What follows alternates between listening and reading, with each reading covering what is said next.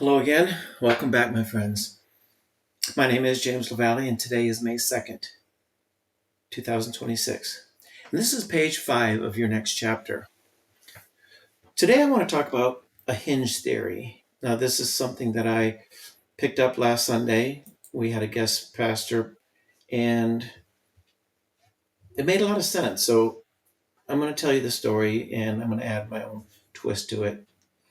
So there's a moment in every chapter where you realize the problem isn't the door in front of you, but it's the hinges holding it up. We've been talking about obstacles in our lives, the excuses and distractions, about the identity shift, and about how identities and standards shape your life, how they define your direction, or how they separate who you were from who you're becoming. But here's the truth nobody likes to admit. Raising your standards is terrifying when your hinges don't work. What do I mean by that? Well, some of you may have been told you'll never amount to anything. Some were told you were losers, or maybe that you always mess things up. Some were told you weren't smart enough, strong enough, disciplined enough. You just weren't enough. And you didn't just hear those words, you absorbed them. You built your life around them. You set your standards low enough to avoid disappointing anyone, including yourself. And then there are others of you who went the opposite direction. You refused to be a failure. You weren't going to be the one who messed up. You weren't going to be the one who proved the critics right. So you became a perfectionist. If you couldn't do it perfectly, you wouldn't do it at all. If someone else couldn't do it to your standards, well, you'd rather do it yourself than to have to help someone else, show them how to do it, and then have to fix their mistakes afterwards anyways. So you carried the weight of everything because you didn't trust anyone else to carry it with you. So both groups, the one who gave up and the ones who overperformed, are both dealing with the same issue. Their hinges aren't right. So last Sunday, as I said, our guest pastor talked about hinges, those small overlooked pieces of metal that allow a massive door to swing open or shut. And he said something that struck me. A hinge has to be attached to the door. Well, that makes sense, or it won't work. The hinge has to be aligned, or the door won't move. And the hinge has to be oiled, or the door won't perform. And when the hinges are attached, aligned, and oiled, they will act according to the way they were created to act. And that's when it hit me. My life is a door. Your life is a door. And our standards are the hinges. And if the hinges aren't right, the door won't move, no matter how hard you push. So before you step into your next chapter, I want you to check your hinges. Are they attached? Or are you trying to move through life without anything holding you steady? Are they aligned? Or are you fighting against yourself because something inside you just is not aligned with what others have spoken over you? Are they oiled?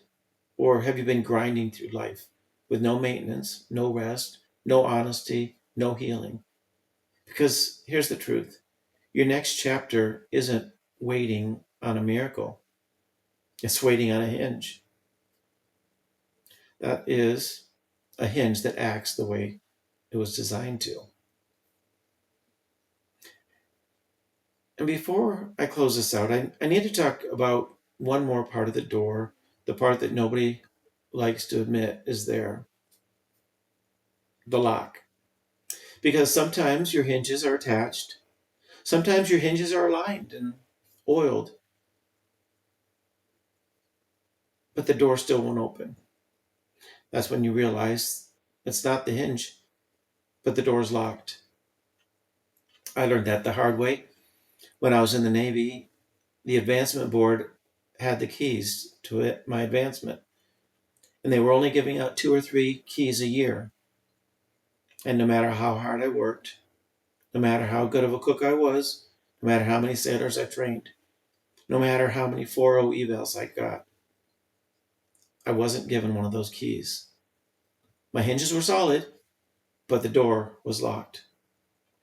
Then when I retired and got out of the Navy, I stepped into contract work, and guess what? The contractors had the keys.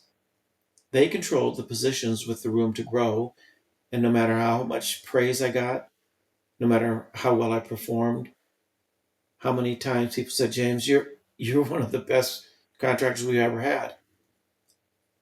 The contract only went so far. Again, my hinges were good, but the door was locked.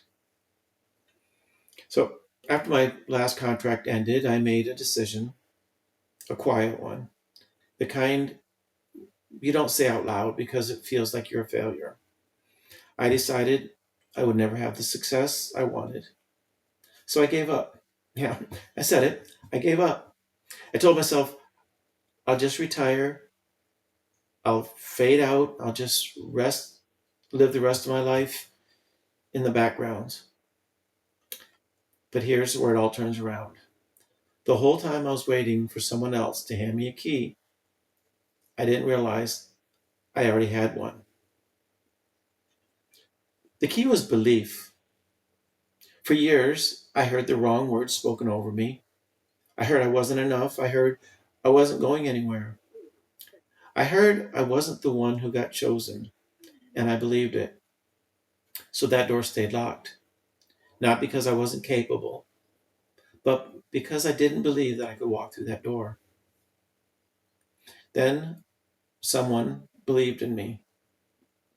And when they believed in me, I started believing in myself again. And that's when everything changed. And that's when your next chapter, this podcast, was born, when X31.3 workmanship was crafted. That's when Hearts for Life Foundation was founded. And soon, that's when Mastermind Alliance will stand tall. Not because someone finally handed me a key, but because I finally pulled out the one that I've been carrying around the whole time. So maybe your hinges are fine. Maybe your alignment is good, and maybe you've done all the work and the maintenance that you need to, but your door still won't open. Maybe you do believe, and that's never been your problem. Maybe there's a different lock on your door to freedom. Could it be the key to forgiveness? Not for others, but for yourself. Some people believe they can't succeed, but they're still dragging guilt, shame, or regret like a chain. The door won't open because they haven't forgiven the version of themselves who made a mistake. This key feels heavy, so they avoid it. Or maybe it's the key of asking for help. This one fits perfectionists hard. Um, they believe in themselves, but they don't believe in others. So they don't trust anyone to help carry the load. They don't want to be vulnerable. They don't want to depend on anyone. So the door stays locked because they refuse to use the key called community. Or how about the key of letting go? Some people believe in themselves, but are still holding on to an old identity, an old wound, an old story or version of themselves, an old expectation or failure that they've had. The door won't open because their hands are full. They can't turn the key while they're still holding on to the past. Or maybe it's the key of discipline. This one is uncomfortable. Some people believe in themselves loudly, but belief without discipline is just noise. They avoid structure, they avoid consistency, they avoid the daily grind that turns belief into momentum. the door stays locked because the key requires effort, not emotion. And I'm sure there's others, but the last one I'm going to talk about is the key of permission. This is a quiet one. Some people believe they could succeed, but they don't believe they're allowed to. They're waiting for approval or validation, a sign, or someone to say go, someone to say you're ready. They don't realize the only person who can give them that permission is themselves. And I think I was struggling with that too for a while. And as I said, there's probably many more, but I can't sit here all night talking about all the different keys. So maybe, just maybe it's time to pick up your key that's been holding you back.